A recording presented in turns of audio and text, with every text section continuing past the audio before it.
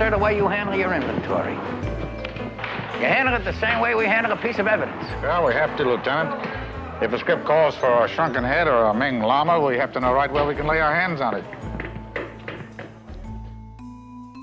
Welcome to episode 12 of the Columbo podcast, where this week we have been unsuccessful in trying to lay our hands on shrunken heads and a Ming llama. We need to get a better filing system. We organise ourselves a little bit better.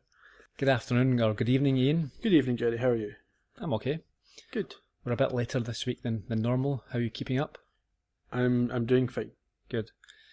I think we should start this episode by thanking everyone for their feedback and interaction following last week's episode. It was a controversial one last week and it certainly provoked a bit of discussion, but it's been good to see people getting involved with one another, not just with us on the comments on the show notes and also on Twitter. It's been a good week for engagement and we're very pleased. We do have a small request to make. We normally ask you to leave iTunes reviews and ratings, and please do keep doing that. It's a very big help. This podcast comes out on the 19th of February, so for this one day only, it's the final day of voting for the Shorty Awards. Now, some people may have heard of that, others may not.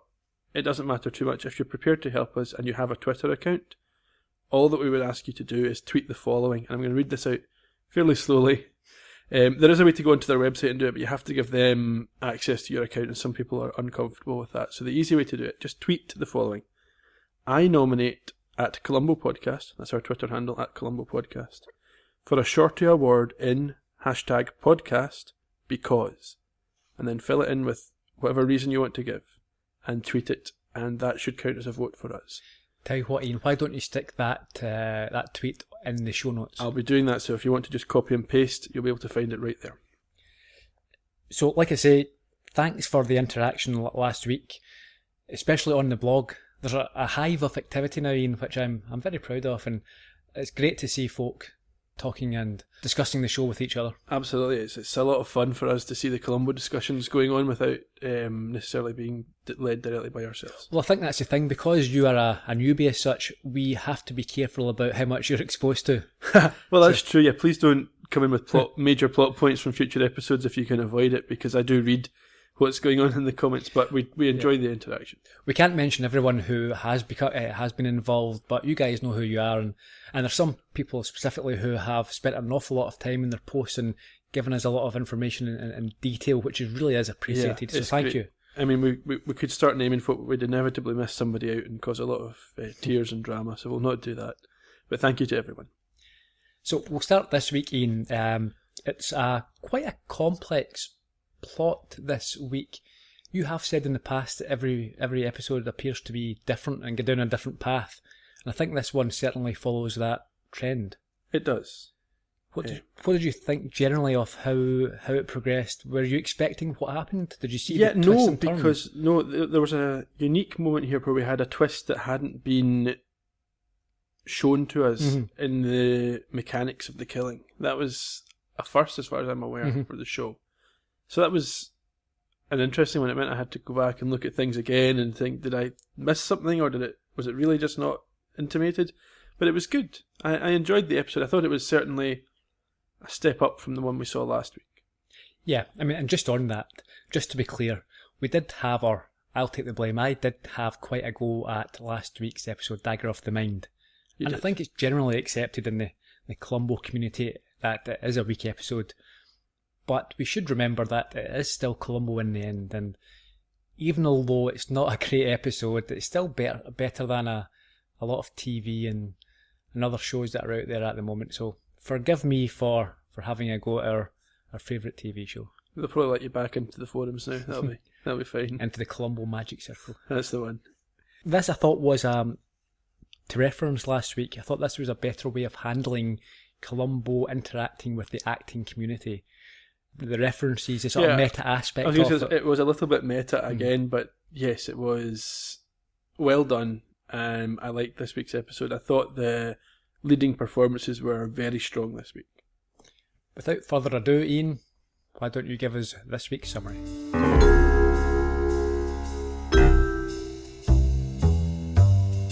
In Requiem for a Falling Star, For the second show in succession, Columbo must operate in the world of show business, though this time on more familiar territory.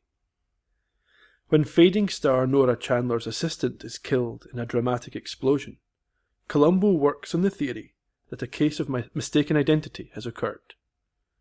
When the investigations draw a blank, he must consider the possibility that Jean Davis was indeed the intended victim. But with the pieces falling into place, can Columbo uncover a bigger mystery yet? Quick question, Ian. Is your summary ad-libbed, or do you think of this in advance?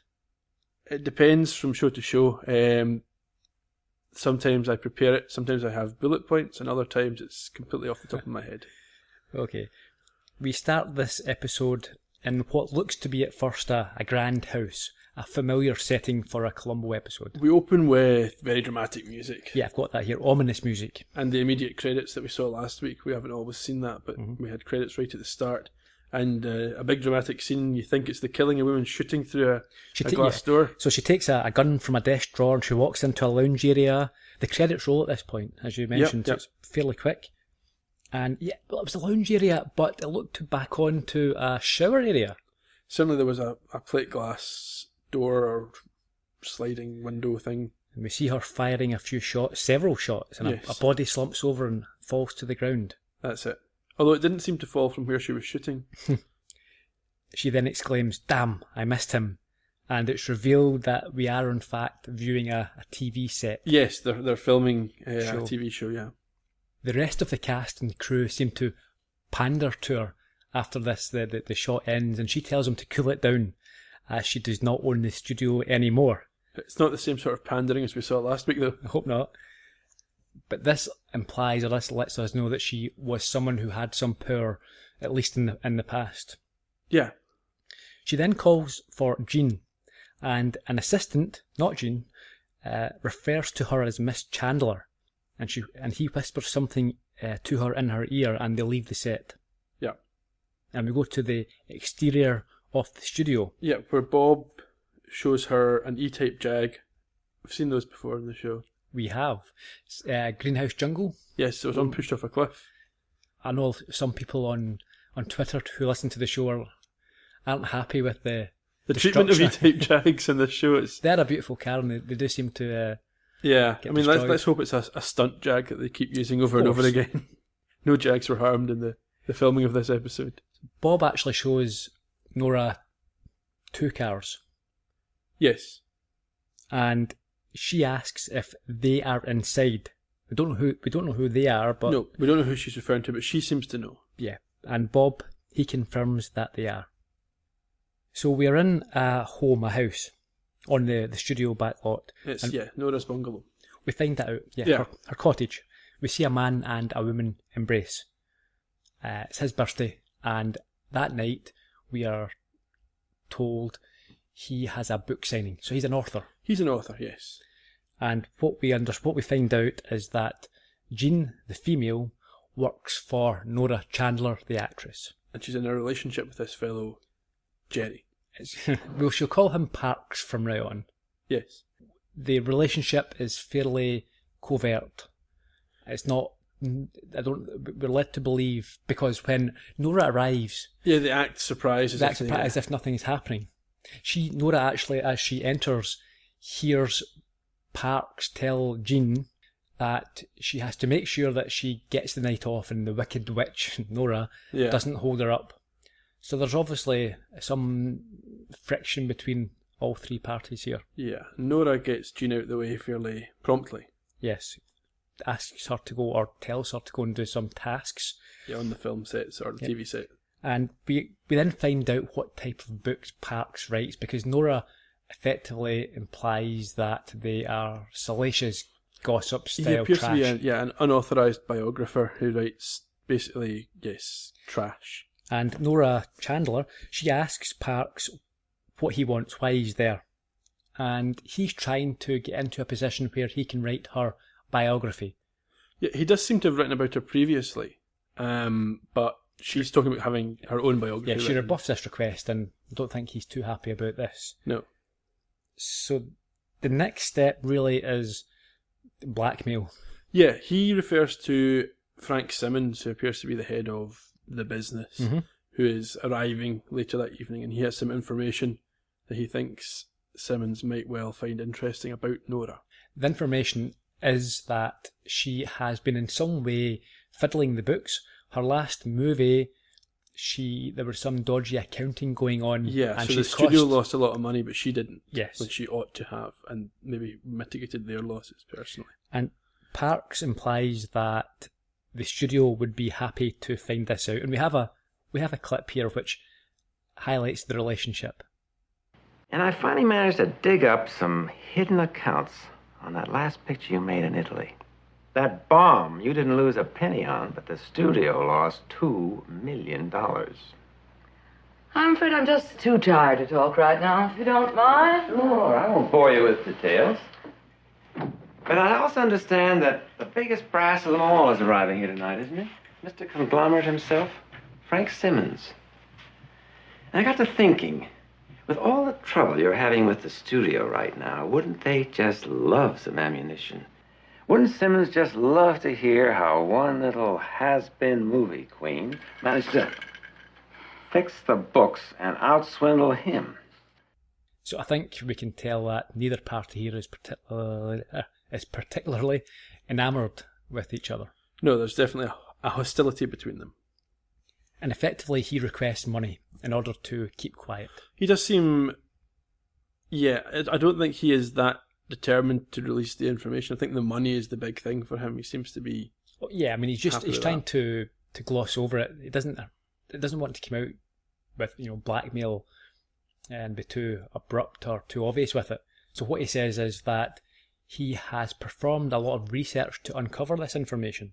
Yeah, he should be compensated for his his research. He wants paid for that, and if he is paid for it, then he won't have to sell it. That's him. That's his method of business, I suppose. So Parks leaves, and Jean arrives back. Yeah, it's later on, I think. She doesn't arrive back immediately. But, Time passes. Time's passed, but we're still in the cottage. In the same evening, yes. And Jean... Nora, she asks Jean, what she's been telling Parks. She's quite upset. She's agitated. Or she's acting agitated, at least. And Jean says she's been telling him nothing, but that they are in a relationship and that Parks has asked her to marry him. Yeah, and Nora is scathing about this. She doesn't believe that Parks is an upstanding fellow. No. It's understandable. She's just been blackmailed by a Hollywood gossip. Yes, so she's quite keen to persuade Jean not to stay involved with him, shall we say. I think actually Nora refers to Parks as a filth peddler. Yeah.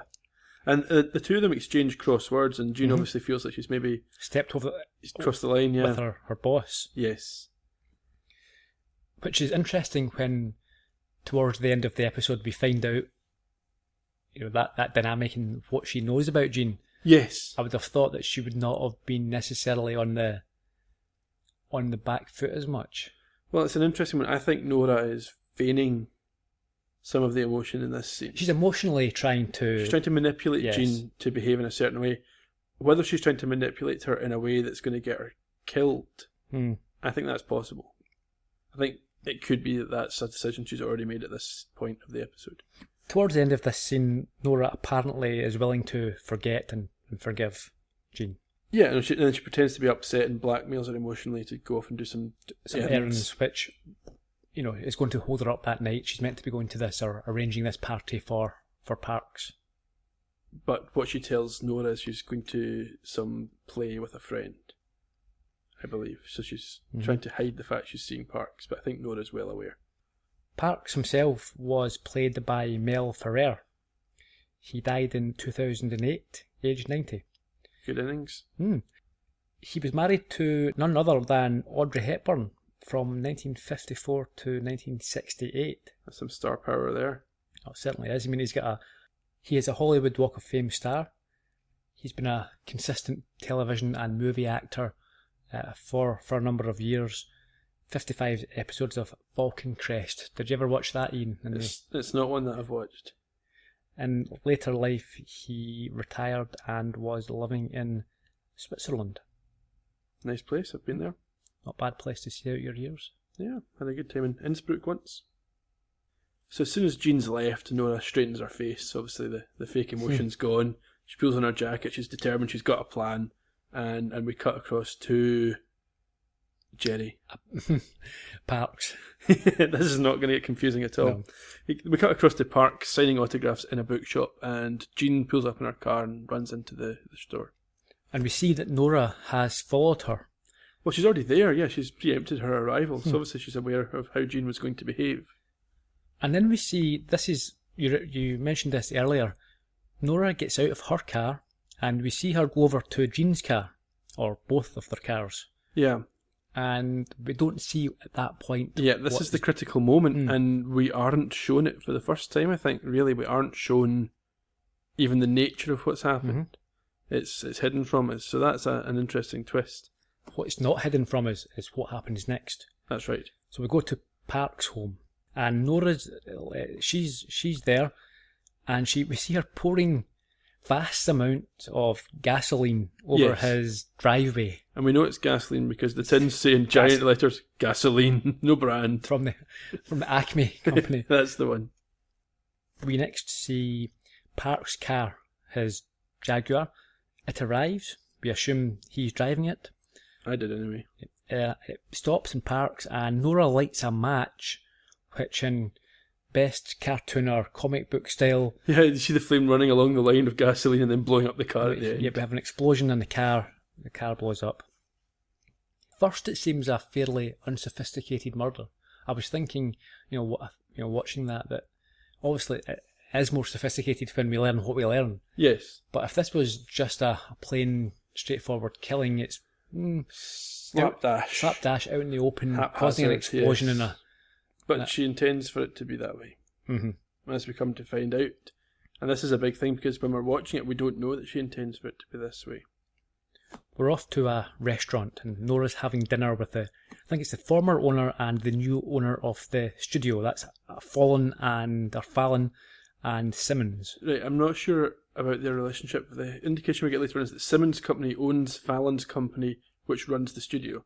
It's a little bit confusing, but they're both sort of the bosses. That's all we need to know. They're the big cheeses. And then we have the maitre d'. He comes over. They're enjoying themselves. The maitre d' comes over, speaks to Nora to tell her that someone is there to see her and it's urgent. Yes. And then a man, I think it's a cop, or it could be... I assume it's a policeman. Tells her there's some bad news, an accident.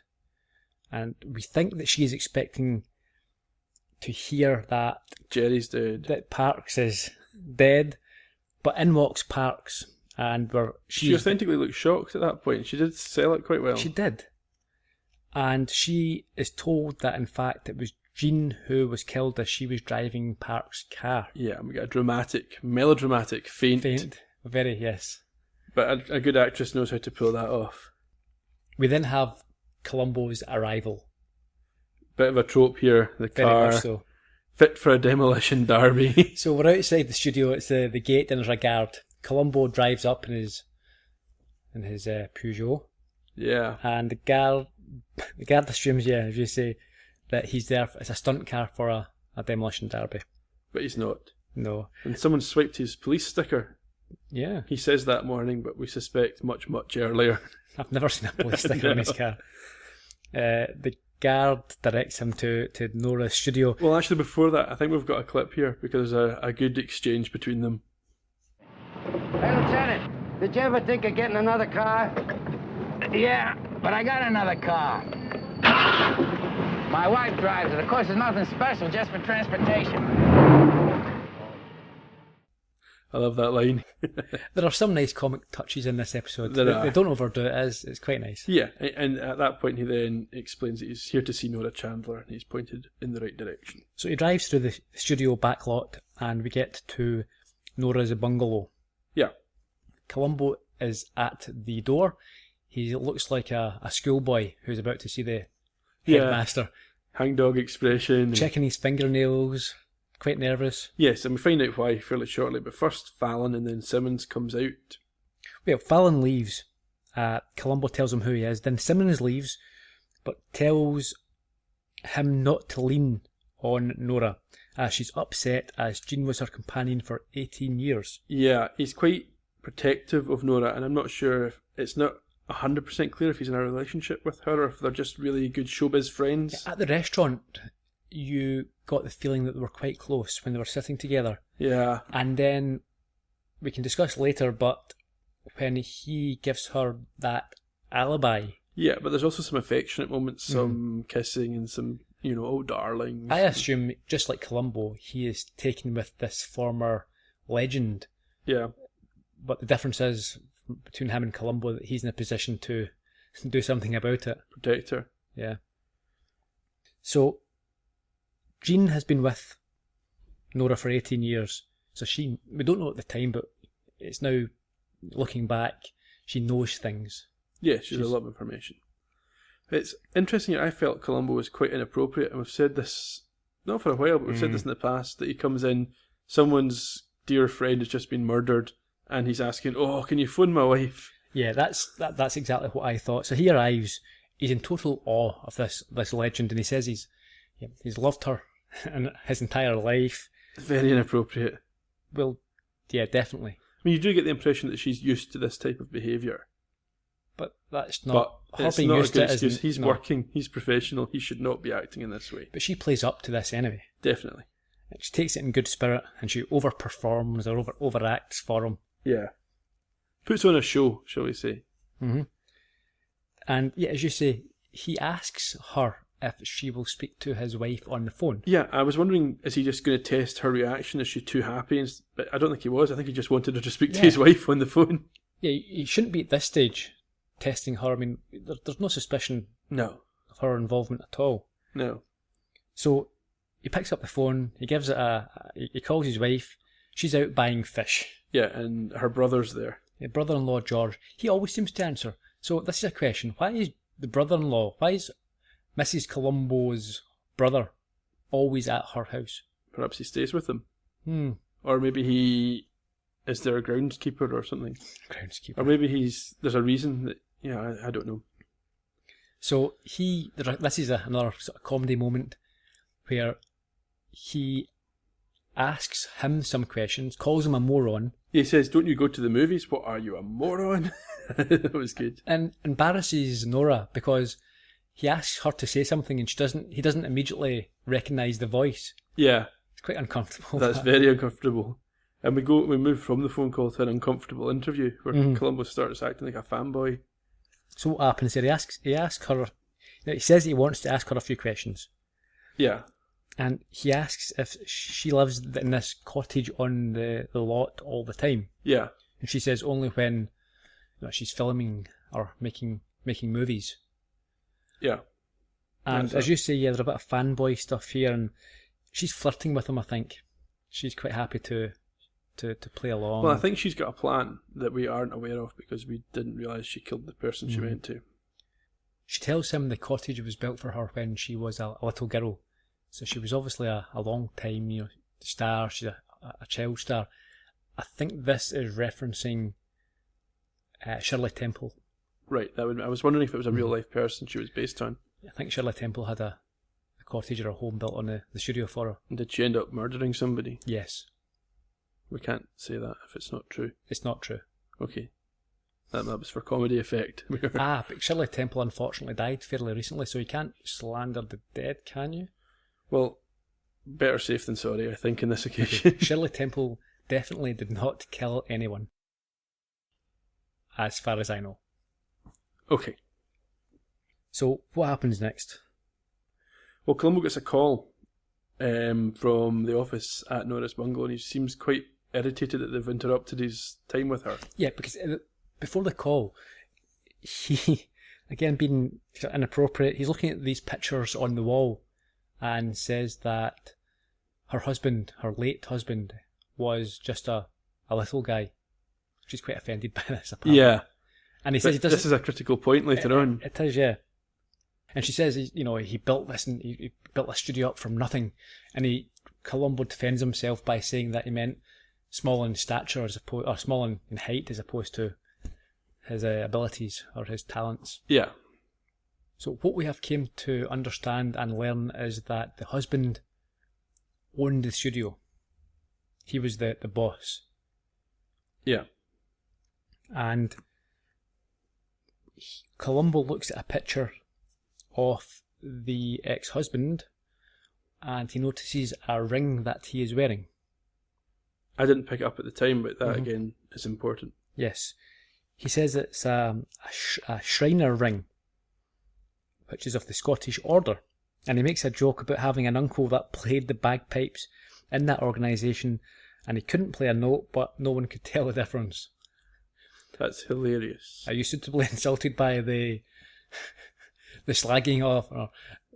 I think it's offensive, and I think that they should all feel very bad. Of course they shouldn't. It's a horrible instrument. Well, that's controversial as well. You'll get people writing in. Oh, yeah. The Bagpipe Club. She tells him that the picture was taken the day before he died. Which is, as you say, is important later in the episode. It's very important. Another trope, as you mentioned, the phone goes. It's for Columbo. Yes. But before we find out who it is, he wants to pop out and admire the back garden with a fountain. Yeah, and he's got an interesting anecdote about his wife. What was that? He says that everywhere they go, she steals ashtrays, and it can be very embarrassing for him. Yes. And Nora's curious because the phone calls revealed to her that he's a homicide detective, and that's got her agitated about the question of murder. But he kind of brushes that off and says he just wants to take a flower from the garden as a memento. Highly inappropriate again, but in any event, she's okay with that. Yep. And she did mention that the fountain was a prop from a movie from many years ago. Yeah, I think the whole garden's designed to look like a scene from a film she was in. I think that's the idea she's giving. But anyway, Columbo has to take her to the police station. Yeah, I'm not sure why he did this. I wasn't sure of the point. No, because they don't stay there very long. They don't. So Columbo and Nora arrive, and Nora seems quite faint as she is shown Park's burnt out car. Yeah. And then they explain that it appears that Jean and Parks had swapped cars. I think he says traded. Is that what he says? I can't remember the exact word, but yeah, he gives that idea. And that's why she died. Yeah, and Nora's acted quite shocked at seeing the burnt out Jag. She can't look at it. It's all very dramatic, and Columbo's supportive. Yeah, he says it gets a good feel of her arms. And he says that Jean's car had a flat tyre, and that's why there was this swapping of the cars. It. And then she says something which seemed incriminating to me. She says, "If I'd only known, if I had any idea." Well, I think that's because she had asked her to go out on these errands. Maybe. But if she'd only known what? If she'd known they were going to swap cars, what would she have done differently?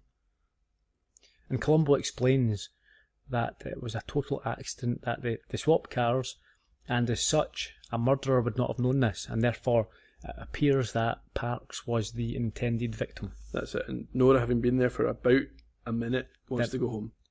Why? So, do we know why she was meant to be there? It wasn't explained, whether it was just to see the cars, but then why would she need to see the cars? No idea. It's a strange one, but she appears to be... I wrote she is genuinely distraught, but obviously she was acting. We're off to Parks' home now. And the first thing I should say here is that Parks doesn't seem very worried that he was the potential victim of an explosion. No, I think Parks has an idea who did it. I think we can assume he didn't actually care that much about Jean. Okay, two things. I'm not sure if I agree with that. Okay. Because that was only that day that he had that discussion, that blackmail attempt. Yeah. Would you think that an aging actress would, within a few hours, be the person... bearing in mind your job, would that be the first suspect that a few hours later she tried to kill you? I don't know. It's a strange one, but it certainly seems to be what he's thinking. And secondly, if that was the case, and he suspected Nora, that would be... Why would you still be fairly complacent about it? She's tried to kill you, so it doesn't really matter that he knows who it is. But I think he sees it as an opportunity for a greater blackmail. well, quite a risky strategy to take. It certainly is the only explanation I could think of, because his demeanour is unusual. Mm-hmm. Columbo explains that due to the gas cans and the burning underneath the fuel tank on the outside, that it was most certainly an attempted murder. Yeah, the explosion didn't come from inside the car. Mm-hmm. And Columbo asked to use his phone inside the office. But before that, we've got a clip here, because there's a bit that I thought was brilliant. Okay. Columbo asks him who he thought did it. You see, our laboratory says that cause gas tank just couldn't have blown up first. The worst burning was outside, from underneath. All right. Maybe it was a crank. I don't know who it was. That's your department, Lieutenant. Yes, sir, it is. You're right about that. Now, if you'll excuse me. It's great because that's the answer I always want the killers to give. Yeah. Every week. It's just say you don't know, it's not your job. Mm-hmm. But he says that, and that makes sense there, but I think to an extent he's still trying to work things out in his head. He's maybe stalling a wee bit as well as... Sure. So we go inside to use the phone, and Columbo makes remarks about the signed photographs of some of the movie stars. Illustrious movie stars, Hollywood greats. Yeah, and Columbo wants to see some documents, but he says he would never ask to see them. Well, he asks about his writing, about a writer's process for ideas, and he gets Parks to admit that he works with gossip and collects information. So he's not a typical novelist. And Columbo then implies that perhaps getting close to a star secretary may be useful and have perks. But he's offended at this. He is offended, and he says, "No, I genuinely felt something. We were in a relationship," which is odd because he doesn't act like he's upset at all. He's upset about the death of. So even if we assume what you said was correct, that he believed it was Nora and he wasn't worried. Yeah. He must think that Nora has just murdered his potential or soon-to-be wife. Yeah, my feeling is, though, he doesn't care. He doesn't care about Jean. And the fact that he's now got something even bigger to hold against Nora, the monetary value of that is exciting for him. That would suggest a sociopath, because even if you were using her for that, I you're wouldn't still rule that out. having no concern that someone either has been an attempt on your own life or someone who you knew, and perhaps even if you were using them, you must have thought she's quite a nice person. He doesn't react in any way that suggests he feels that way. And Columbo does not treat him like the potential or the soon-to-be husband of this victim. No. But there's no compassion there. There's not any compassion, but at the same time, Columbo doesn't treat him like he treats his suspects. He's not trying to push him or pin anything on him. So Columbo asks if he had a file on Nora. Yes. And in Parks, he says, well, yeah, and invites him to dig in. He says there was no info that was not already widely known in the tabloids. So he had nothing on her. And Columbo indicates he's quite relieved that there's nothing new on Nora, there's no scandal. He mentions that the ex-husband had a well-known casting couch. Yes, Columbo indicates he knows what the casting couch means. He's heard the term before. Yes, he's heard the term. And then there's a phone call. Well, before that, just a piece of important information. Okay. He tells him as well that he had died 12 years ago in a drunken boating accident in Malibu. Yeah. So we know there's been some incident that has happened in the past. That's right. And then the phone call. So what's the phone call about? Well, it appears to be Nora phoning him, but he pretends it's a wrong number and hangs up. No, he's under a bit of pressure there. Nora calling whilst Columbo is in the office. Yes. He handles it in a strange way, I would say, but I suppose it fits in with what I've been saying about what his plan might be. But, yeah, Columbo picks up that it was a woman that phoned immediately. Yes, he does, because Parks firstly assumed when he's talking about this potential threat, he talks about a he. Yes. And Columbo asks why he thought it was a he, and a bit of self-awareness here. He talks about the male chauvinist attitude. Yeah, he does. Of the 70s. And Columbo agrees with this and says that he thinks in a similar way, because when he heard the wrong number being answered by Parks, he was more polite, and more polite would imply that it was a female and not a man. That's it. I took a note in this scene. I thought it was interesting. Columbo asks him if he thinks he could think about anyone who might have a reason to try and kill him, and he says no. And the note that I've taken is, it's interesting that he doesn't want to point the finger at Nora or bring her name up. Mm-hmm. And that is really what pushed me to feel like he didn't care that much about Jean. He was still more interested in what money he can get. Mm-hmm. Sure. So Columbo leaves and we see Parks calling Nora back.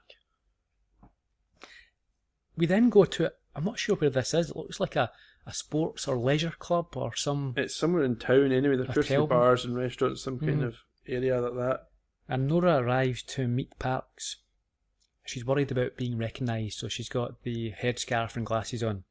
And we see Columbo, he arrives after her. Almost immediately after her, yeah.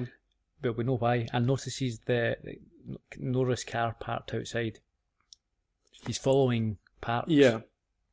But before Columbo shows up, Nora and Parks do meet. They decide not to go to the place where she would be recognised. And when they start talking, to my mind, Parks confirms the theory that I had, that the money is what he's most interested in. Yeah, because he tells Nora that he thinks, or he maybe suspects that she tried to kill him, and that the studio heads and Columbo would be interested to find that out. I think that's a safe assumption. Yeah.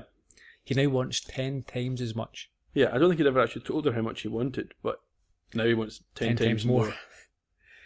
And she tells him, so it's a reversal here. I thought this was brilliant. Obviously, I had underestimated her previously, but within the context that I was watching this moment, I thought this was brilliant. She turns it around on him. What happens? She's got the correspondence he's been sending to Jean, and essentially she counter-blackmails him, and they're at a deadlock at that point. Neither one of them has leverage over the other, or they each have equal leverage. Yeah, we actually have a clip here of this scene. If I don't pay you what you want, keep quiet. Oh, pay me about 10 times what I would have asked for before. I'm sure you understand, Nora. If they ever suspected your lovely motive for wanting me out of the way. Well, I certainly know you need the money. The way you cried to Jean in that letter the other day about how your former wives attach every penny you earn. Where did you get this? From a copying machine. I made copies of every letter you wrote from New York. Jean never knew, of course. Oh, that proposal, that was a classic. Darling, as I lie here awake, Careful, Nora. The head of the studio mailroom is one of my dearest and oldest friends. You're not going to get a cent. Yeah, so we have an unusual dynamic now, don't we? Yeah, it's fascinating. And as she goes to leave, we see Columbo approaching. Yes, he's been trailing Parks. And she's caught unaware. A bit flustered, yeah. Says she just bumped into him. It was a coincidence. Likely story. Yeah.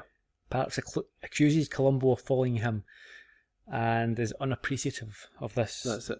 Now, I don't think Columbo expects to see Nora here, because his questioning here is very blunt. He's not subtle at all, and he doesn't get the responses that he needs, because he's not able to kind of couch it in more gentle terms or more approachable terms. So he's asking what are almost blunt questions, and he's just getting stonewalled. Columbo says that he has more news, that a neighbour saw a car speeding from the scene of the murder.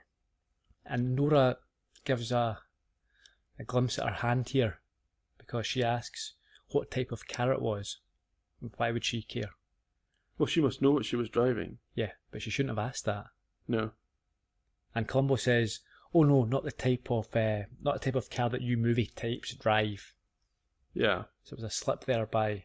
Well, maybe, but she might just been genuinely interested in who killed her assistant. But asking what type of car it was. Unless that's going to be a big clue. If it was going to be a big clue, she might want to know. Sure, but what possible answer would... Why would she ask that question? Okay, so he turns around and he says it was a Lincoln Continental, or it was a Daimler, or a Ford. Or maybe she's more interested in finding out if there was any description of the driver. Exactly. But there wasn't. And Columbo mentions that he thought that Parks and Nora were discussing who might have wanted Parks dead. But they claim that they were in fact talking about Jean. That's it. And Columbo, he starts to tie them in knots because he says that he thought they didn't like each other. Well, this is where, you think he's tying them in knots. I thought he was struggling here. I don't think he's expecting to see them both. Mm-hmm. I don't think his questions are particularly subtle, and I think they get out of them. They just give him you don't understand show business. I don't think that's a reasonable explanation. He's asked these questions, and that's all they can come back with, that he doesn't understand show business. It's not a great excuse to give to the police. I don't know. I don't think he gets what he wants out of this conversation. Maybe you think he does. She leaves saying that she has an important meeting and that Hollywood is fighting for survival. And then Park says that her dead husband would be spinning in his grave. This is an interesting moment here. Yeah, if he had one. Yes. So we now find out that there is no body. The body wasn't discovered. Yes. We're back to the studio set, the TV set. Yes, this is the second time in the episode now where you get the sort of false lead into the TV show scenes. Well, she's acting in a role that perhaps suggests a real-life scenario. That's that reflects it. The TV cop is insinuating that she's involved in a murder. That's it. But it cuts away, and again we find that it's just her performance. That's it. And Columbo makes a mess of the scene. Bumbling scene. He Whether interrupts deliberately or not, he causes the filming to be stopped. It becomes, he acts a bit of a nuisance, doesn't he? He knocks a ladder over. He can't have done that by accident. Yeah, again, this is all... It's all quite a self-referencing scene with these actors and... Yeah, it's obviously, yes, there's a film or a TV set on a TV set here. So it's very meta.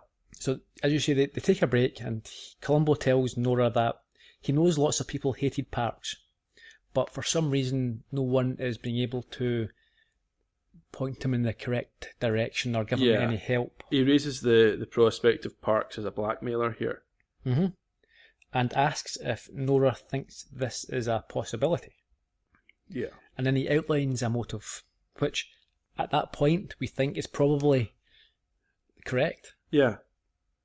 Normally it is with Columbo. Normally at this stage he basically tells the murderer what's happened. He's got them, yeah. But at this point he is on as much of our own track as we are. He talks about a little problem he has, and it's the puncture or Jean's car's tyre. He's had it examined. There's nothing wrong with it. Nothing whatsoever. So they thought if it was a genuine fault, they would find a nail or... Yeah, some kind of issue. But nothing at all.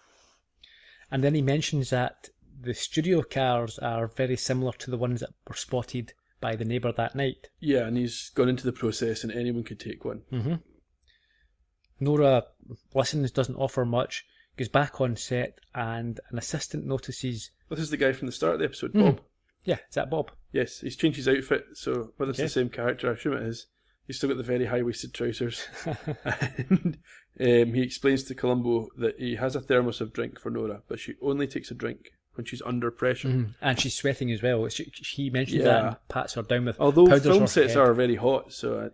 But yes, they are very hot, but therefore you wouldn't necessarily bring it up if you were sweating within the normal parameters. I suppose. Certainly Columbo gets the impression that she's feeling pressure here. He's standing back, isn't he? He's watching this, and I think we see some cogs ticking in his head. Yeah, I mean, he doesn't want her to have done anything wrong. No, he genuinely he does didn't want admire any her. goss on her from the Parks office. He doesn't want her to have killed anybody, so he's trying to think of scenarios. Fallon appears, and we go outside. Yeah, he gives us a bit of exposition here. It's a handy scene. Yeah, he explains that Nora has effectively been sinking her own money into her recent films, movies, and that she has lost a lot. Yeah, she inherited part of the studio from her husband when he was eventually declared dead. Mm-hmm. Kept investing in movies that had her in them, that were bombs, but she's also preventing the studio from diversifying by refusing to sell her cottage. So, yeah, she needs money. Yeah. She has a valuable asset, but will not sell up, which would be the obvious thing that you would do. That's it. We're also told that just before the accident, that the husband was being declared bankrupt and the studio was not in great health. Yeah. Yeah, and we get a bit more information. The yacht was found smashed up off Malibu. Mm-hmm. But more further to that, not only will she not sell the property, she will not even sell the garden portion of it. Yeah, that's it. That's key. Very much so. And he gives the impression that the studio's fed up. They want to blast her out of there.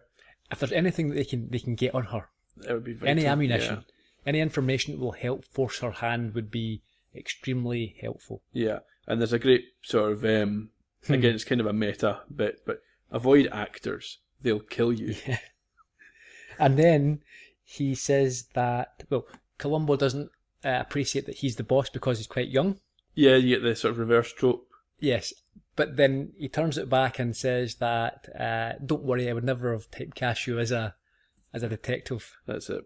It's a lot of nods and winks here.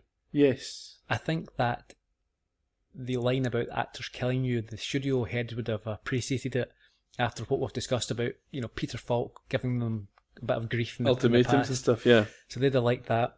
Also, I thought that the actor who played, I don't have his name here, but Fallon reminded me of a younger Robert Redford. Okay. Or older, depending on when they were born. Yeah, I think he's still probably younger. But I did have a wee bit of a look into his background. Mhm. He was still acting up until a couple of years ago. was he? Still alive. Can't remember his name either. We're now off to the props department. This is a good scene. Well, we start off with the... We heard about this at the top of the show. Yeah. It's just, again, it doesn't really... The scene is not necessary other than offering a bit of comic relief again. That's it. Because all we do is we're told that someone appears and tells Columbo that he's wanted in Edith Head's office. Well, it's Bob that comes back for him, Is I it think. Bob again? Well, now, You've been see, I concentrating... keep calling him Bob. I'm sure that Nora calls him Bob right at the start, but the subtitles called him something else. I can't remember what now. It's a strange one, but I'm pretty sure this is the guy that she referred to as Bob right at the start. We're in Edith Head's office. Playing herself. Playing herself. This is what a woman this is. Well, she's obviously celebrated enough that if she demands a cameo on Columbo, she gets a cameo on Columbo. For those who are not aware, Edith Head, as we say, played herself. She died in 1981, aged 83. She was a hugely famous and successful costume designer. She was designed costumes for films such as Rear Window, Vertigo, Butch Cassidy and the Sundance Kid. One of my personal favourites, The Sting. She had around 25 Oscar nominations and won 8 Oscars. So those are probably real Oscars in the background of this scene. I reckon they will be her Oscars. So we continue the trend of having Oscar winners. Well, she's not the only one in this episode. No. If not, we'll come to the other one later on when we get into more trivia, but that's... Yeah, let's talk about that just now while we're here. Okay. So the other one is Anne Baxter, who plays Nora Chandler here. She died in 1985, aged 62. And Quite she a was tragic one. She was still active. She was playing a part in a sitcom, and I think she had a brain aneurysm on the streets of New York. Yeah, not nice. I think, in a coma for about 8 days before the family decided to let her pass away. So yeah, quite sad. She was only 62. Yeah. Bit of a Hollywood legend. She won an Oscar in 1947 for The Razor's Edge. She was also nominated in 1951 for All About Eve with Bette Davis. Yeah. And interestingly, in that film, All About Eve, they were both advised. They both went for an Oscar, or put themselves forward for the leading actress Oscar. Okay. And they were advised that if you have two from the same film, you tend to sort of cancel each other out and have a lesser chance of winning. But they both insisted in going in that category, Right. rather than leading and supporting. Sure. And true enough, they both lost out. Can't remember who to at this point in time, but they didn't heed the advice and both went for it. And that's how it goes. That's how these things happen. she was also in Batman, I think, for about 7 episodes in the 60s, and I think she's the only person to play 2 villains, Olga and Zelda. There you go. But maybe the most interesting piece of trivia, There's more. she was the granddaughter of renowned architect Frank Lloyd Wright. The most famous architect of all time. Well, come on. What about Christopher Wren? Let's... okay. One of the most famous architects of all time. I would suggest... okay, what else has Christopher Wren? What other pieces? Other St. Paul's? I couldn't tell you anything that any architect had designed. I just know of certain names. Okay. I would suggest perhaps people can get in touch on Twitter and let us know if they think that Christopher Wren or Frank Lloyd Wright is more famous. Or give us your top 10 architects. That would be also welcome. The Guggenheim. So that was Frank Lloyd Wright. There you go. The Falling Water House. Another one. Don't know what Plenty. that is. He was an author, an educator. He was involved in all sorts of stuff. A real sort of polymath. So you should go and look into it a little bit more, Ian. I should brush up on my architecture. Okay. We all should. If we can go from architecture, if we're done with trivia, we can go from architecture to ogling. Because there's a good line at the start of this scene where Columbo's walking into this costume area of the set and he's given a bit of a scolding, a gentle scolding by Nora. Because he's taking a bit long examining the models on his way through. Yeah, he's told to stop doing that, to stop ogling. Yes, particularly the last one in the transparent outfit. Nora is in this scene flirting with Columbo, using her womanly charms quite It's a overtly. brilliant moment here where she wants to change his tie. Yeah, so she asks for a new tie from Edith, and she gets very personal, doesn't she? She gets up close and wraps her arms around him, and she takes off his tie and puts a new tie on. It does seem to me that she doesn't know how to tie a tie, though. I was watching that, yeah. I'm not sure if that's a half or a full Windsor attempt or what's going on I think there. she's just kind of rolled it in a ball and let someone else fix it for the other angle. Nora, in this scene, tells Columbo that she had in fact lied about Parks. That Parks had info on her, and she insists or asks Columbo if he can get a court order in order to force Parks to show him the files that he has on her. Yeah. He says he can, but he wants to make sure she definitely wants to do this, and he takes the opportunity to grab her by the hand, earnestly. But also insists he gets his old tie back. He asked for it, yeah. He says he's got an anniversary coming up soon, so he'll keep the new tie for that special occasion. And then Nora suggests, quite friendly, that perhaps his wife can get him a complete new wardrobe. I think he mentions like the shirt, raincoat shopping. The raincoat, the shirt, trousers, or pants. She's certainly friendly shoes. enough. I wouldn't disagree with her, necessarily. You think Columbo should change his appearance? No, but you could get a new version of the same thing. I believe. Maybe he does. Well, I'm led to believe that Peter Falk wore the same raincoat in every episode of Columbo. Look at you, the expert. Well, you pick things up. We're off to Park's office. So Columbo's there with Nora, Simmons, and Park himself. Yes, and Nora is pushing Parks to hand over the secret files. For it's the financial records of the last Italian film that was referenced. That's right. And she says she's doing this for Jean, to find the killer. Yes. And she admits to swindling $2 million in order to save her own skin. Yep, and even knowing that this is what Fallon is desperate for. Columbo says that. He says, are you sure you want to do this? Because it's quite interesting that he's still giving her a choice at this point. He's a police officer. He shouldn't be giving her a choice. That's it. This is probably a felony, at that sort of scale, is it not? 2 million. Well, if it happened in Italy, maybe not. Okay. It depends where the film was registered and all sorts of other things. We're not going to get into financial... Quite frankly, they don't give us enough information on this point. There's some good sparring in this scene. I really quite enjoyed this scene between all the characters, but particularly between Parks and Chandler. There's some good sort of a tete-a-tete that we've seen a few of those with Columbo, and you get it with other characters here. But yeah, so we think that, or Parks probably assumes that repercussions will be swift here. Yes. But Simmons is handed this information, the files, accounts. He briefly glances at them and then proceeds to rip them up. Yes, and Columbo's outraged. This is evidence. Well, I can't believe it. He says, Simmons says he already knew, and that they have reached an agreement. Who knows what this this agreement may be? Well, it's tough to know what Simmons knows. Tough to know what Simmons feels. We kind of talked about that earlier. Tough to know what Nora may have offered in return for this. Well, yes. Who knows? Maybe a starring role in her next venture. Now, he says that... Okay, this is something that's worth discussing. So he says that he knew about this 10 days ago. Yes, now that sounds like a lie. Complete lie.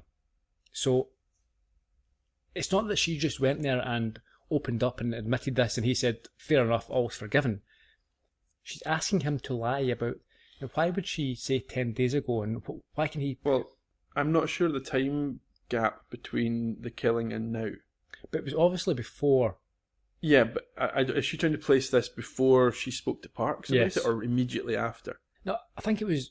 Yeah, I think it was before. Yeah, I think you're right. I think, thinking about it, because that then takes away her reason for wanting to kill him.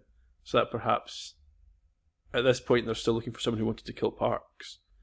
So that helps her in that regard. And Simmons claims that, or suggests that Parks was blackmailing her, but Parks doesn't take that accusation very well and asks him to repeat it, but remember that it is an illegal act and he better, be able to prove it. So he rephrases very slightly. Mm-hmm.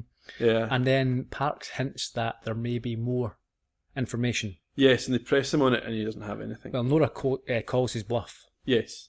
and he doesn't have anything, or he doesn't see anything Yeah, at he's that got a point. bizarre line about it all being in his head and you can't subpoena his head. Yeah. Yeah. Okay. And then we have a nice... Well, it's quite funny because you've got Columbo's annoyed at Simmons for Mm-hmm. ripping up these papers, but you can hardly say that Simmons is taken to Columbo either. No. We have a clip here which Yeah. demonstrates that. And, Lieutenant, as for you, you have an obtuse manner which some people find ingratiating. I do not. Do you follow me? Yes, sir. I hope we can assume that it's clear that Nora had no reason to kill this journalist. Yes, She has nothing to hide. You saw that for yourself? Yes, sir. I'm going to hold you responsible for any further harassment of Miss Chandler. Yes, sir. I think amongst the viewers, Simmons would be in a minority. Yes. Fair to say. It puts him in his place anyway. Well, he certainly tries to take control of the situation, but I don't think Columbo objects to that. I think he's able to take that sort of thing in his stride. Yeah, he's not got that sort of ego. That's it. We're back to Nora's cottage. Yes. Columbo arrives on... Well, I think what you've just mentioned there is backed up, supported by this next scene, because he's basically been threatened by Simmons. Don't get involved. Don't harass her. And the very next scene, we see Columbo going to her cottage, so he's not taking any notice of Simmons' request or threats. No, he's doing his job, as he always does. Except when he's sightseeing. So he arrives on official business, he says. He asks to use her phone. She's getting changed, and he asks to use her phone, and he calls home. He calls his wife again. He's now in a position where he's got more information. He's right in the middle of this investigation, but still, my wife needs to speak to the film star. Yeah, and she's out shopping, but George picks up the phone. I want to know what George is doing here. Does he not have his own house? I'm of the opinion from this that George lives with them. Perhaps he's unemployed or something. Yeah, I don't like this George character. He's hanging around Shady, too isn't much. he? Yeah, he is. But George says that he is watching a movie at the moment, one of Nora's movies. Yeah. It's actually, I think it's quite interesting that we find out that George definitely exists here. He must do, otherwise Columbo's faked the whole thing, which makes no sense. Can you imagine if we find out in the end that George was just a figment of Columbo's imagination? Or like a mannequin that sits in his living room. That would be creepy. Or a China doll. That he pieced together with blue tack and A piece of marshmallows. bone from every victim. Bit dark. So he puts on the TV, hangs up on George, and he puts on the TV and he starts to watch this movie as well. Yeah, but this is interesting. I think the TV that he's showing is, they're doing this with the effect we saw in Death Lends a Hand with the glasses. Yes. This is how they're put, because you can't film those old tube TVs, they flicker. Yeah. So that would have to have been done through a new technique. Mm-hmm. But you see the camera's not entirely steady, it moves very slightly, but the picture goes with it. It's pretty good. Well picked up. Yeah. And there's a couple of sort of eureka moments here. So he watches her pretend to be someone else in disguise. So I think this is more a subliminal thing at the moment. Yeah, He doesn't really understand, but he refers back to The it. critical point is he's seeing her dressing as a man. Yes, but at this moment he doesn't mean anything. He's got this information, but he doesn't know what to do with it. Yeah. But the other thing that he does pick up on is that he looks at the pictures of the husband, the ex-husband, the deceased husband on the wall, and he understands something because he seems unhappy. There's certainly something going on in his mind at this point. He's making a connection. Well, what it is, we go on to discover, is that he realises they were the same height. And in fact, I take it back, probably does now put these two things together. He's solving two crimes at once. Yes. You put Columbo within 50 yards of a murder and boom, solved. But I think what the two pieces of the jigsaw came together there. He realised that she was dressed up as a man, and then looked at the picture and realised that she was the same size as the husband. Therefore, if she did dress up as a man, she could. Clearly, the factoid about the lack of a body is something that's been going around his head, and suddenly he's got this connection, or this idea that fits the puzzle. And we leave. Nora is busy, so they talk as they move, and they leave the cottage. Yeah, and this is where we get the critical reveal about the flat tire. Yes, he tells her that they have thoroughly inspected it, and there was nothing wrong with it. That's it. No puncture. So therefore, someone has let the air out deliberately so that they would swap cars, and therefore the murder of Jean was not an accident, it was planned. Yeah, it's a complete paradigm shift. He's got to look at all the evidence from a new perspective. But Nora, she suggests that perhaps some young hoodlums may have done this as a prank. She's doing that killer thing of having an answer. Yeah. But Columbo says that no, in his experience, kids would just let the air, they'd taken the cap off and then just put the cap back on. But if you were a young hoodlum, you would just take the cap off. But here's a question. Even back then, so a tyre, as you know, you have to press that little bit in the middle. You can't just unscrew it and let the air out. It's not a balloon.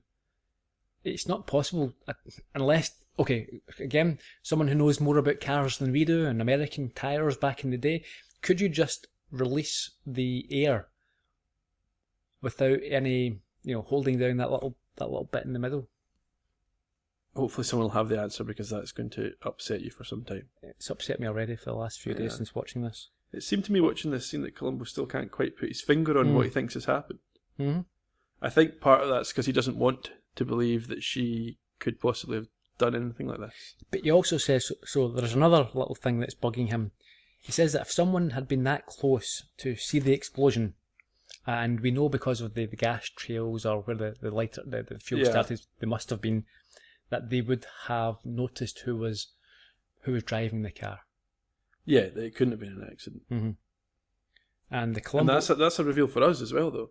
Yes. This is the critical moment. Yeah, we start to think, what's happening here? This isn't this isn't going according to script. Yeah, because we've not had this before where it's twisted on us like this. And he said the killer was very clever. That he or she was attempting to make it look like Parks was the intended victim due to his many enemies, and that Nora is the only one who can help him as she knew Jean. Doesn't make sense, but that's what he says to her. Well, she knew that Jean was running the errands that night. Is that what he says? He says that at some point, either in this scene or later on. No, I think what he means is that now that we've established that Jean was the victim... Oh, the victim. She can help her work out why. Yeah. She knew him for 18 years, so who would want to kill Jean? Yeah. We go back to the TV set. Yeah, we've got this for the third time. We've got this sort of false lead into the scene. Nora's being pulled over by the cops, but we find out it's a blue screen and she's acting again. Do you think they overdid that, doing it 3 times? Yes. We got the sort of joke. First time, fair enough. Second time, third time, you think, yep, here's another pretend scene.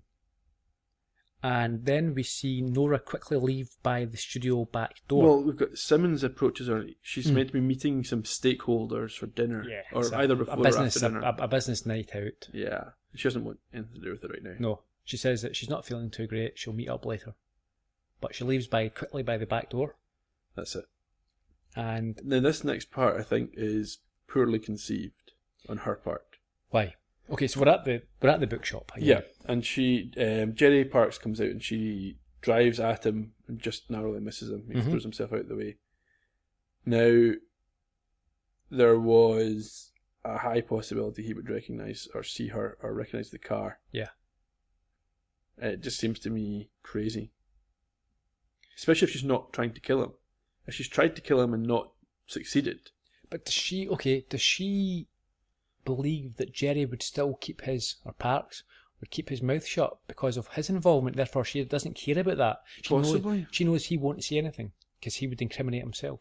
Possibly, but it's in any way you look at it, it's poorly planned. Yeah. It's not a great idea. It's not. But it brings Columbo down to the scene. And we discover that Parks was unharmed Just with a few scratches and scrapes. Yeah, he's been taken off to hospital. But Columbo immediately starts asking for a Shriner. Mm-hmm. Now, I think this is him trying to put... In fact, we learn later on, and we'll hear a clip later on that explains what he's doing here.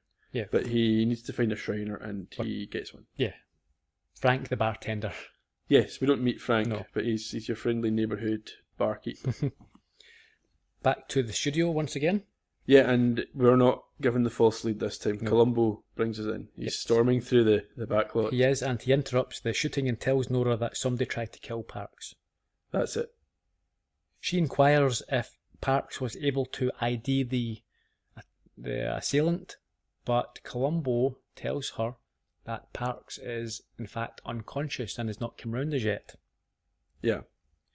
And Nora uses this opportunity to say, okay, this surely means that Jean's death was An accident after all. Yeah. She's very anxious to get this out there. So that's what Columbo's she's trying to prove. The whole point of Yeah. her trying to make it look like Parks was being knocked down was to imply that he was the victim after all.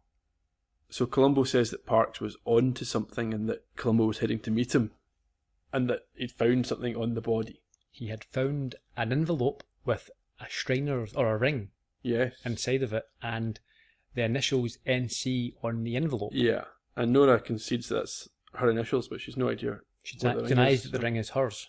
That's it. And obviously we know it's not hers because Columbo's gone looking for one from Frank the barkeep literally moments earlier. So Simmons arrives on the set and Columbo leaves. And he says that he will tell Nora if Parks wakes up from being unconscious and is able to enlighten him in any way. That's it.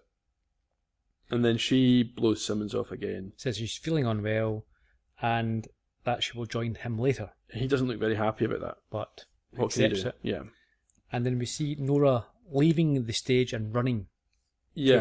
to her cottage, and Columbo arrives right behind her. No, not right behind her. He's already there.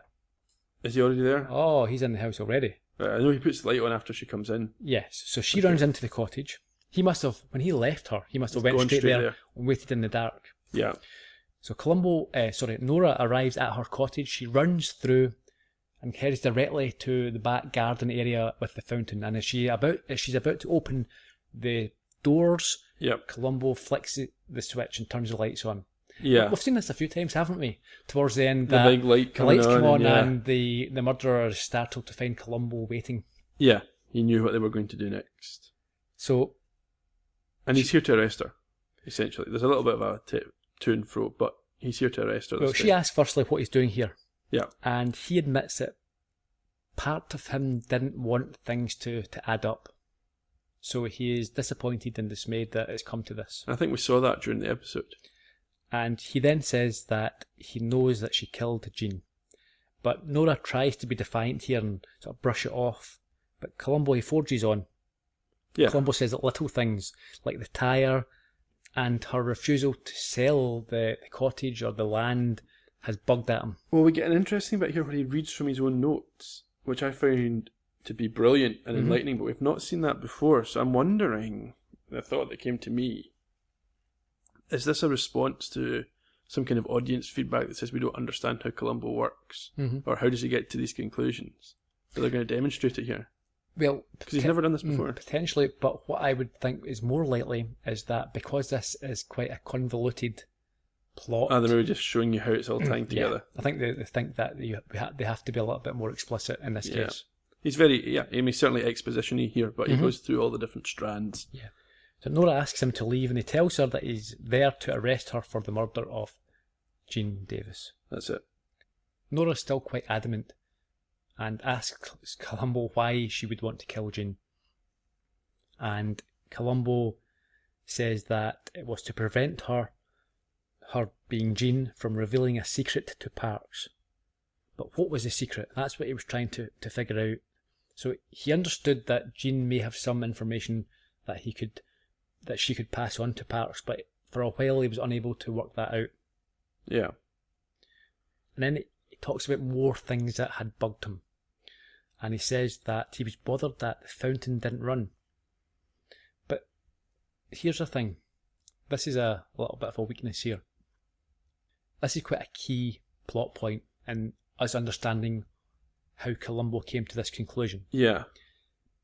But there could quite easily have been a scene where Columbo asks why, or understands that we never there was got no this. water. He didn't. He just now we're told that bugged him. But there should have been something where he mentions it or tries to turn on a tap or tries to put his hand in the... When we saw him down at the base of the fountain picking his flower, but yeah, he could have highlighted it at that point. One-liner. Why doesn't it work? Unless they recorded it, it didn't make sense at the context and they cut it out or something. But yeah, no, it should have been in there earlier on. And then Columbo informs her that she ordered the fountain the day after her husband went missing. So he's looked at the logs and the records of the studio. Yeah. And he knows this.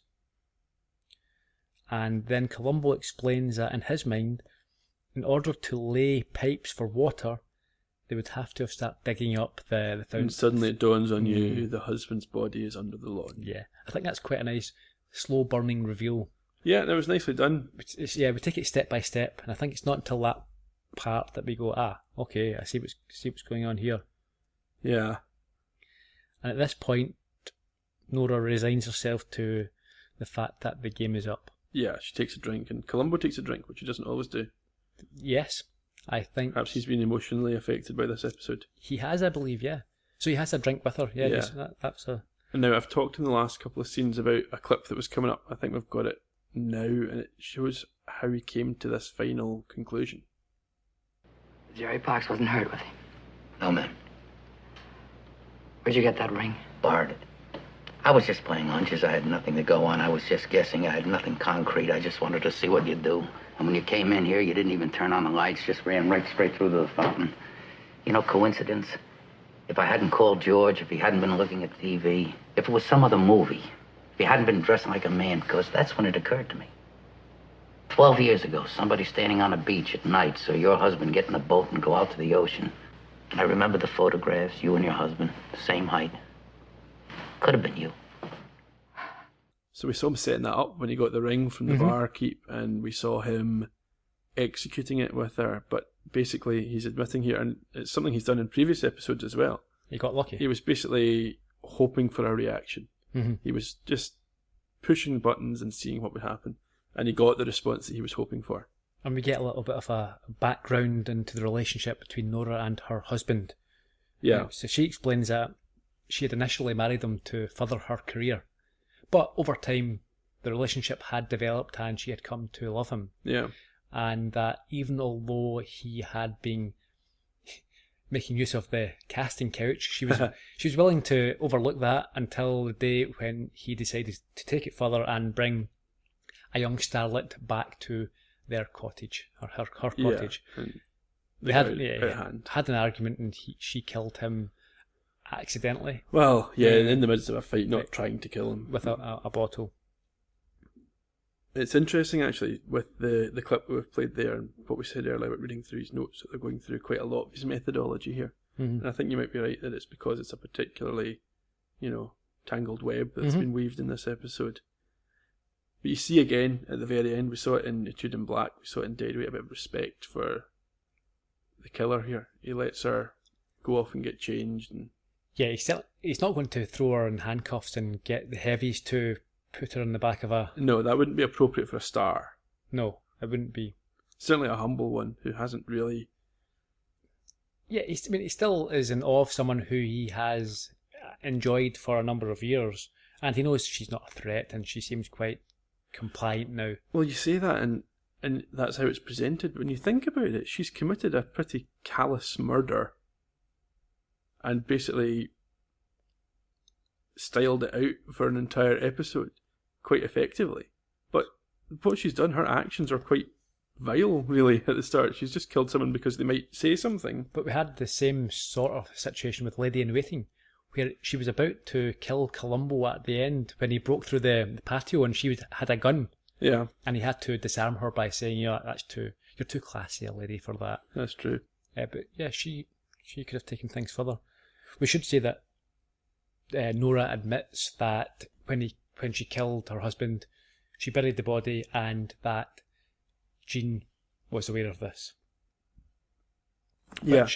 Which I think, now looking back, says quite a lot, because I'm not sure, did we mention fully? So we discussed earlier that Parks needed money. Yes. His ex-wife. We didn't really go into this, the letters. We talked about the counter blackmail, but we didn't talk about how he was taking money from Jean. Yes. That was the key point. And that was perhaps a motive point at that stage. I mean, it didn't come to much because she was faking it, but that was his... So, Parks was using Jean for cash. Yes. And I wondered at the time how much cash a secretary would have. Is it worth an author? You would have thought, she wasn't hugely wealthy, but maybe her salary or her pay was enhanced by this knowledge. Yeah, I wondered if the motive came from Nora actually believing that there was a genuine feeling from Jean towards Parks and genuinely worrying that this might be shared with him. Mm-hmm. Possibly. Because otherwise it seems like a bit much after 12 years to have that as a motive. Mm-hmm. So the credits roll over the fountain as they depart together. Yeah, over the body of her husband. Yeah. What did you think then, Ian, of the episode in general? Did you enjoy it? I did enjoy it. Mm-hmm. It was a good episode. It was a step up, like I said earlier, from last week's episode. Mm-hmm. It handled the acting world in a different way, and I thought it was quite compelling. I enjoyed it. It's not the last time we see Columbo deal with a fading or an actress. Well, he's based near Hollywood, so I suppose that's understandable. I think it is, yeah. And he's based near Hollywood and deals with the rich and famous and powerful. That's it, that's his role. Mm-hmm. Fancy some more information, trivia? We always enjoy a bit more trivia. Some production information. This was the exact same writing team and directing partnership from last week. So we had Richard Quine and Jackson Gillis. Okay. We kind of covered them. We have covered in them. The previous episode. So yeah, well, last week I'm saying the same writer and director as last week, and that was a particularly poor episode. So it's quite odd that they then worked on the next one, and it was a far superior one. Yeah, but I suppose they maybe weren't given the opportunity to choose the gimmick last week. They were maybe told he's going to London, write an episode, and there's only so much you can do. Also, this was broadcast first on the 21st of January 1973. Well, that suggests there was a hiatus. 3 months. So I think this would have been a mid-season interval over the Christmas period. Okay, so the London one was the mid-season finale. Yes. And then we restarted with this one. That's quite interesting. That's something you get more nowadays. You're seeing shows splitting their final seasons. That's because you have like 24 episode seasons. That's true, yeah. So 2 4-week runs. Mm. Interesting. Back down to the 74 minutes that we prefer. That's a much nicer sort of window. Mm-hmm. Trivia, not a lot for this episode, but the working title for it was Murder by Starlight. Okay. We had William Bryant, who played Sergeant Jeffries. I'm not sure who Sergeant Jeffries was. We were never really given... Was he maybe the one that told her in the restaurant that could be, or it could have been the actor Sergeant. It could have been the actor on the show. The Sergeant on the... Yes, the acted Sergeant, yes. But he was in 2 Columbo episodes, the next one being Mind Over Mayhem. There you go. Anything else you want to add to this episode? No, just a wee reminder to folks, keep up the conversation. We enjoy hearing from you all. Twitter, on the show notes. Vote for us in the Shorty Awards if it's still Thursday. If it's after Thursday, please ignore everything we said about that. Yeah. And iTunes, ratings, reviews definitely help. Please keep on... We encouraging really people to do that. Yeah. We really do appreciate that, and we thank everyone who's taken the time to download and listen. I know we're not the shortest podcast around. No, people have to commit to the Columbo podcast. They have to invest their time, and we truly, really do appreciate I wonder that fact. I wonder if anybody listens right to the end. We should probably say something now. Tweet us and say, I listened to the end. And I guess we'll just have to see folk next week. What are we doing next week? Next week we've got Stitch in Crime. That's a nice title. A wee pun there. Yeah, I think you'll like it. Get some nice guest stars. Excellent. Look forward to that one. Okay. Thanks again, Ian, and we shall see you all next week. Cheerio.